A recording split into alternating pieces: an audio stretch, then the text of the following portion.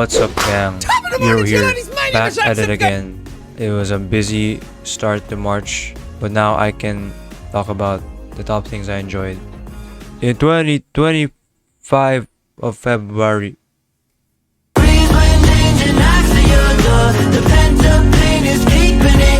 we got John Cena's last Royal Rumble and Kenny Omega x Will Ospreay. I've been a ginormous John Cena fan ever since 2014. Literally the first wrestler I ever saw. And to finally see his last Royal Rumble is just surreal.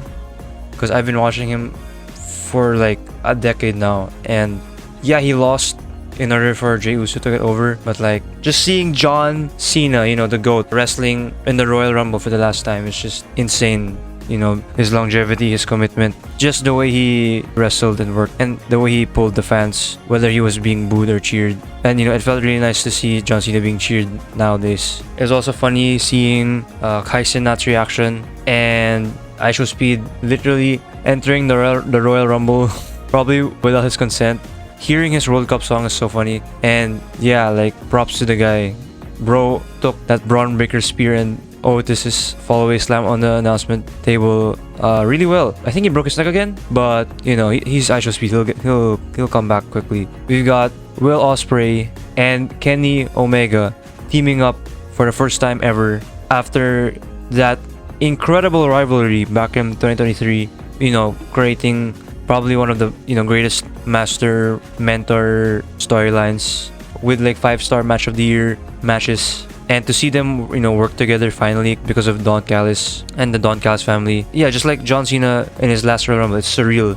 It's like, you know, Goku and Vegeta. It's like Optimus Prime and Megatron. It's like SpongeBob and Patrick, you know, teaming up, I guess. Yeah, it was a really feel-good moment in AEW Grand Slam Australia. Especially their combo, their finisher, their one-winged angel hidden blade combination. Oh my god. The amount of aura from like you have two of the most, you know, you have Will Ospreay, the most high-flying, technical, athletic wrestler today, and Kenny Omega, the wrestler with probably the most aura in professional wrestling, like teaming up and, you know, doing all that shit. And you know, it's crazy to think that people don't enjoy that, but you know, I'll gladly enjoy that shit. So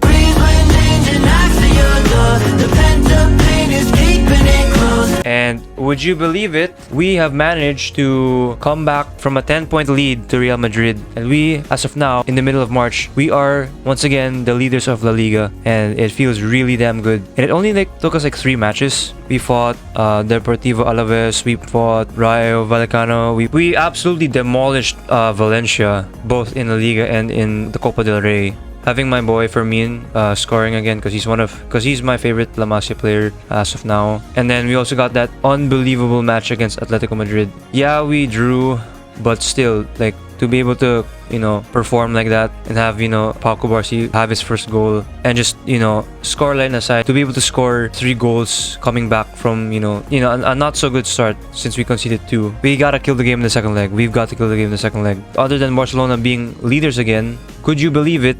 Messi, for the first time for me watching football live, Messi finally wears winter gear again. Messi got the long sleeves, Messi got the high socks, Messi got the gloves, Messi got the beanie, Messi got the snood, and oh my god, I literally manifested that to life because last January when I biked to BGC with my friends, I literally wore the exact same thing. I wore his black Miami jersey, I wore, you know, compression pants, I wore sleeves, I had a snood. This is a picture of me in BGC in January, and this is a picture of Messi in winter gear, and oh my god, literally the best aesthetic ever. And like, it's hot in my country and I still wear the gloves, and people think I'm a goalie, but no, I just wear the gloves because it looks that cool. And like, alongside, you know, Messi's new hair, like just seeing him in a, you know, in that aesthetic is just so satisfying to see. So seeing Messi, you know, like that is it's just perfect. Like, could he do it in a cold night at whatever the quote was? Yeah, of course he can, and he can look banger doing it.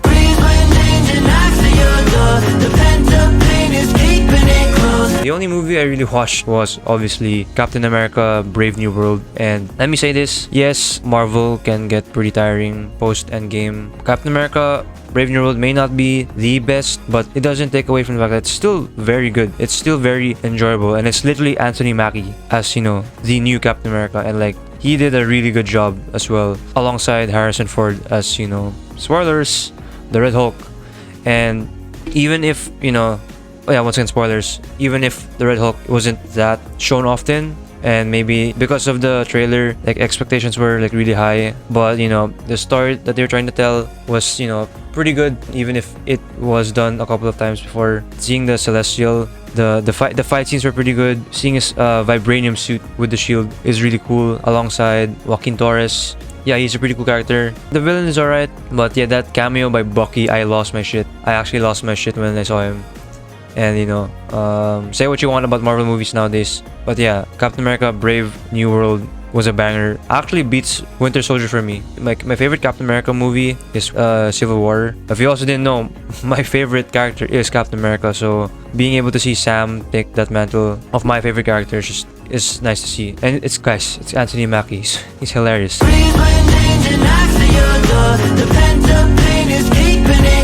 We only really got two musics that I enjoyed this month. An honorable mention is the chess song, the rap dance song. I got a lot of views from dancing that, but holy crap, that's hard to do. But the song is just really nice to hear. Another honorable mention, I guess, yeah, Crazy by La Seraphim. Probably the manliest song you'll ever hear. I don't even listen to K-pop, but yeah, that's a nice song. Alright, as well as From the Islands.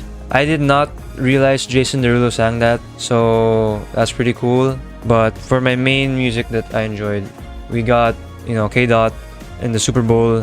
Not only does he have like goated music, but he also has goated messages. Not just to share a message, but to make a statement with the symbolisms of the characters, of the dancers. It's so cool seeing Kendrick Lamar just pop off, I guess Drake, and like he's really impressive as well, because he was able to perform literally all of his songs as swear words, and he was able to control his wording by not swearing and still making it sound good. I want his jacket, by the way. I want his jacket. This jacket's pretty cool. We also got FC music, or I guess FIFA music. There's a lot. There's like Worms by Ash Nico, Phone by Medusa. The one you're listening to right now in the background music. Probably the song of the year for now. The Stranger by Gus Dapperton. We also got Lights, and there's another one in FC Mobile, but yeah, they sound pretty good. Like, most of these songs are usually just house, electronic, chill music, and like it just fits football really well to me. Obviously, because I only play football. Like FIFA music is just really nice to hear.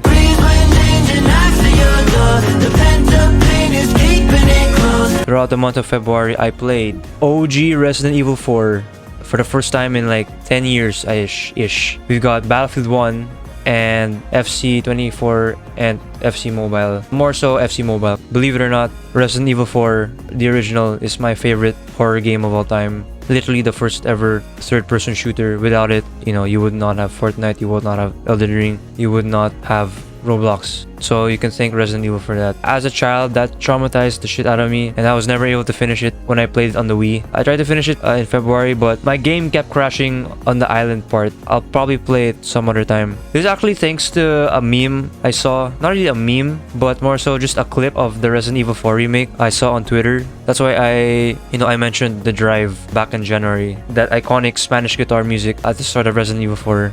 Yeah, thanks to that, I decided to download Resident Evil 4 because it was on sale. Resident Evil 4 Remake was also on sale, but like I wanted to try out the original first. But yeah, like Leon, Ada, Ashley, the Ganados, Sadler. It's insane how this iconic video game holds up to this day. Even with the tank controls, because oh my god, at first I was like, holy shit, this is ass. But like halfway through, I was like, oh my god, this feels amazing. Still the most terrifying intro sequence of all time with the village. I legitimately nearly crashed out. I love Leon so much. So cool. Such a cool character. I love Ada so much. I miss my boy Luis Serra as well. And now we got BF1. And last year, Battlefield 5 was my game of the year. I can see why Battlefield 1 is regarded as, probably the best modern Battlefield to this day. The amount, like we're not even gonna talk about aura, because like it's not even just aura, it's just atmosphere. The atmosphere of Battlefield 1 is incredible. Like everything, even I'm sure everyone knows that Battlefield 1 is incredibly historically inaccurate, but that doesn't take away from the fact that when EA pulled up with Battlefield 1, they absolutely delivered.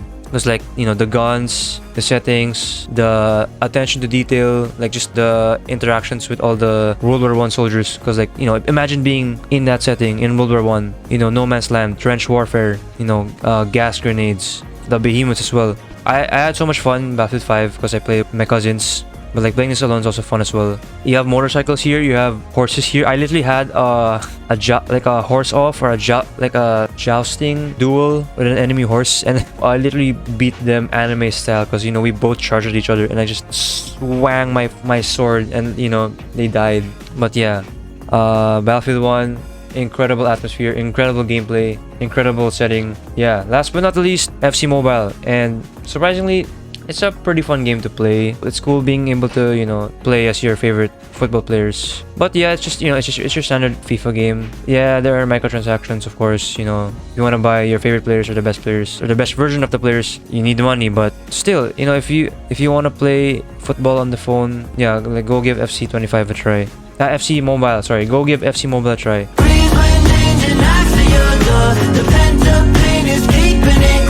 Okay, guys. For the last part, we have IRL. So we have Artmart, SQC, Harajuku, Valentine's, my new shoes, and the GoPro. And for the last part, my special guest is Gartfart. Very honored to have a very well-known indie YouTuber. Yep. Hey guys. So he was with me with a lot of the events in February, so I wanted to know his opinion. So what were your thoughts on the Art Mart that we went to? The Art Mart was great. I met one of if you know him. That's like, our friends. Yeah, like school the that we went to. Oh, that's what it was. That's Yeah. what we were playing. Yeah. Oh yeah. Even more reason to be afraid now. Like yeah, like there was like a cool display of art there. I managed to like rock a bunch of pieces myself because like I thought they were cool, and like yeah, just a fantastic display of talents over there. There are also some like cool like exhibits from other departments that were like, I guess they're trying too hard to be like art people, even though they're like, I wouldn't consider. See, maybe I would. The video game stuff, like they had VR. Yeah.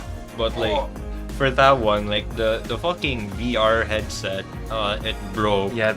It's like we were queuing up for it. It was like 2 hours until the event ended, and it just broke for the rest of the time. Yeah. Tell them about the mango pie, the Jollibee mango pie. Oh yeah. So basically, there's this like art exhibit here. You could just turn a corner like in a hallway, and then there's just this huge ass carton for a mango pie from Jollibee, if you have guys ever heard of that. You know, it's fucking huge, but like the moment you look inside, you just see like a pie that's like this big. Yeah. And it's like suspended in string and it's just spinning around for a comedic effect. It's really funny. But then it ends up being like a portrayal of capitalism and stuff. Yeah. That's it for the Art Mart. What are your thoughts on my football club? Ronaldinho soccer.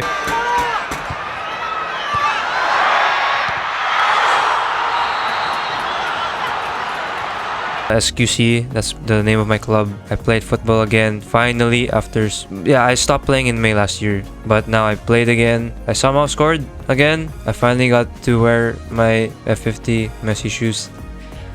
Pretty cool. And yeah, it was nice to be able to be back and have, you know, my club mates cheer me on again for some reason. We got Harajuku, probably the nicest convention I went to in terms of the amount of people, because there was little to no people in the convention, so it was nice to just go around. There were a lot of people, it's just it was not fully crowded, so that was nice. We had like my cousin dressed up as Red Hood, and he was playing Duck Jet, the Squid Game from Squid Games. I went as Bachara wearing this. So Valentine's Day, I bought myself a flower, or did I? It's cool because it's blue. It's like Kaiser blue rose. It's not a rose, but it's a dried flower, so it will never die. Yeah, Valentine's. So you celebrate people you love. LOL. Thoughts on Valentine's? Happy Single Awareness Month, fellas. Finally got Adidas Nemesis Messi shoes. That was my dream shoe for 8 years. I got the blue and white team mode 18.3 variant, and spoiler alert, I scored 2 goals in it already.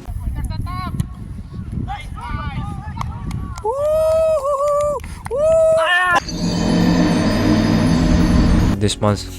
And I finally got Nike futsal shoes thanks to my tita, even though they're not leather. It's the new Tiempo, but still pretty nice color as well and feels really good. And lastly, we got the GoPro. I finally got this GoPro. It's a cheap GoPro, but it works. What are your thoughts on the GoPro? Overall, I think it's great. I'm a sucker for like 90s nostalgia, like the old camera style. Like for some reason, the quality of the camera isn't all that great, but it's smooth, and it gives like this kind of character that you'd get from like 90s VCR cameras. And that's on top of the lens warping that it has, that's akin to like a fisheye lens. Yeah. You'll see those in like some of Rugi's videos sometimes. Better name. Whoops.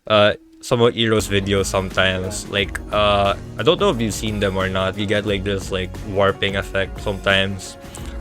You probably have, but the only drawback about using it, I think, is just with the microphone. Yeah. Because like it doesn't sound all that great.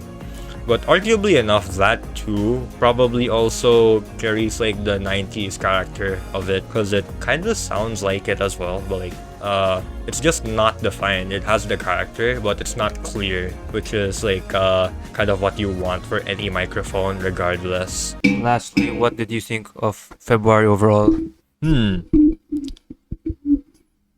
February sucked for me. Oh god. I mean, not too bad. I give it 2 months out of 12. Thank God for that amazing feature. See you guys in the next month. I don't have an outro yet. Freeze when danger knocks at your door. The pent up pain is